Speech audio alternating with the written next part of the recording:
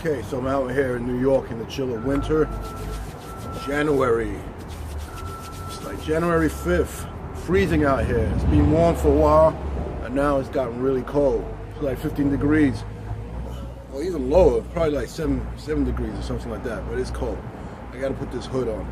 So today, just get situated here. Today we're gonna talk about building muscle mass, because it's the time of year where most people, well, most guys anyway, want to build, start building their physiques. And it's a good time to actually build muscle because, you're covered up and you could actually add a little bit of bulk. And then as the summer months gets closer, you could begin ripping up. So what do I suggest for building muscle really quickly? So the most important things are progressive resistance, basic compound exercises, and form recovery and eating good nutrition. So let's go over that. So progressive resistance, what does that mean? It means that over time that you're getting stronger. So for example, if you're squatting or benching 100 pounds today for 10 reps, and you're squatting and bench pressing 100 pounds for 10 reps in 6 months or a year from now, chances are you're not going to be much better. Your body's not going to be bigger. The reason is because muscles adapt to stress, and the muscle fibers, what happens is when you train with a heavy resistance than you're used to, they tear down, not completely, but they get damaged a little bit. So your body's like, wait a minute, I need to adapt and get stronger and get thicker. I need to get thicker. The muscle fibers need to get thicker. So next time this guy does this to me, I can handle it. So the muscle fibers adapt by getting a little thicker, a little stronger. But once they've adapted, they have no reason to change again. So your resistance has to be progressive. But it has to be progressive under certain conditions. So the most important condition is that you have good form. Now, good form is important because, number one, it prevents injury. Because if you're very sloppy with your form, it puts stress somewhere else, and usually on your tendons, your joints, and your bones, and you can cause some major injuries. So that's number one. Number two, by using proper form, you can target the stress directly into the muscle and not have it disperse into other surrounding areas. For example, when you're bench pressing, and if you do it properly, you can target the chest, the shoulders and thighs. But if you start moving around and bouncing off your chest, you're targeting the joints and the tendons, and you can cause major injury there. So that's very important, that your form is tight. Now the next thing is that you recover. So each training session that you do, you have to recover from the intensity of the work. So the harder you train, the more recovery you need. The stronger you get, the more recovery you need, because it causes what's called an inroad. So think about it as, okay, you have a spade, right?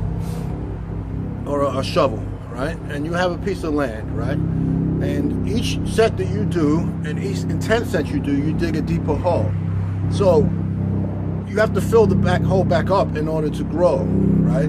So you have to fill the hole back up in order to build a mountain, or a little mound on top of that hole. So think about it as the same with your training. Each set you do, you dig a deeper hole, right? In order to, you have to fill back up the hole with the sand and then build a little mound on top of it. So not only is it important to recover, in other words, fill back up the hole, but you also have to super compensate and add a little mound on top. And that takes a little bit of time past the recovery, but you'll only get bigger once you've recovered. When you recover, then you have to allow enough time.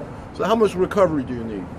Generally, for most people, if they're training hard, I would say if you train each body part directly once every 5 to 7 days, that will give you enough recuperation in order to grow form. As you get more advanced, you're going to need more recovery, but most people are not at that level, so 5 to 7 days will work. Nutrition is important.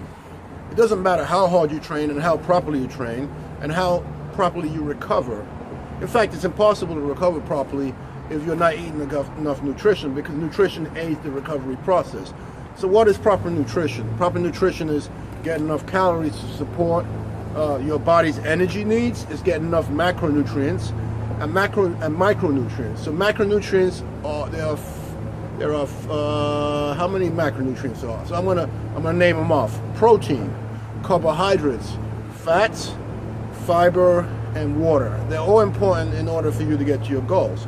So protein is basically what your body uses to repair itself and to replenish your muscle stores. Fats, your body uses, it seems like a car came through. Carbohydrates are used for energy, your body's preferred energy source, and they're broken down into glucose. And glucose is stored in the muscle in the form of glycogen. And glycogen is basically chained together glucose molecules that uncouple when your muscles need energy for muscle contraction. Okay, so carbohydrates are also protein sparing. What that means is that when you ingest enough carbohydrates, your body doesn't have to go to protein in order to supply energy. So you want to make sure that you get enough carbohydrates in your diet. The next thing is fats. You need enough fats. Seems like cars are coming through. You need enough fats in order to support your joints, because to lubricate your joints, your body also uses fats in order to keep testosterone levels high. Now, testosterone is important because it's one of the most anabolic hormones in the body. It makes your body grow. It's a man hormone. It's what gives you that groove and gives you that thickness to your muscles. So you want to make sure you get enough fats. And then fiber is important because it helps your body be regular. It stabilizes blood sugar. Water is important because your body is predominantly made out of water, and your water aids the breakdown of certain nutrients. In fact, fat helps break down fat-soluble nutrients like vitamin A and vitamin D, and water helps with the stimulation of proteins, carbohydrates, myriad of body processes plus vitamins. So you want to get a well-balanced diet. So if you're applying, like I said, if you're applying those things, you're going to make a major difference. Now, the last thing I would recommend, and there are other variables, is compound exercise, basic exercise. So what are basic exercises and compound exercises? Compound exercises are exercises that move multiple joints at once. So, for example, a bench press. When you're bench pressing, you're moving through your shoulder joint, but also through your elbows. So you're pushing like this. You're getting movement here and here as you're extending, okay? Chin-ups, pull-ups. You're moving here and here because you're pulling up. Squats, you're moving at your hips, your knees, and even your ankles. So because you're moving at more joints, you're moving more muscle. You're moving at more muscle. So in the bench press, you're moving your triceps, you're moving your shoulders, you're moving your chest. So you're getting more bang for your buck, okay?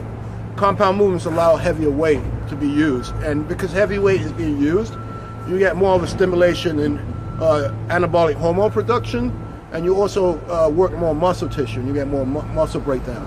So I recommend that you include the basics in your workouts. So what are basic exercises? Like I said, bench presses, squats, what else? Deadlifts, chin-ups or pull-ups, dips, bent over rows, pull over and presses. Those are the basic exercises. There are isolation exercises you can include as well, like barbell curls are really good, tricep pushdowns and calf raises, and maybe some ab work, and that's a good way to round off your routine. Now, this is just the basic stuff. There's more ways of splitting your routine and everything else. I'm going to talk about those on other days, but if you start with that, you're going to make a major difference in your body. So, if your goal is to build mass, then if you apply those recommendations that I just suggested, you're going to make a major difference to your physique. Okay, till next time.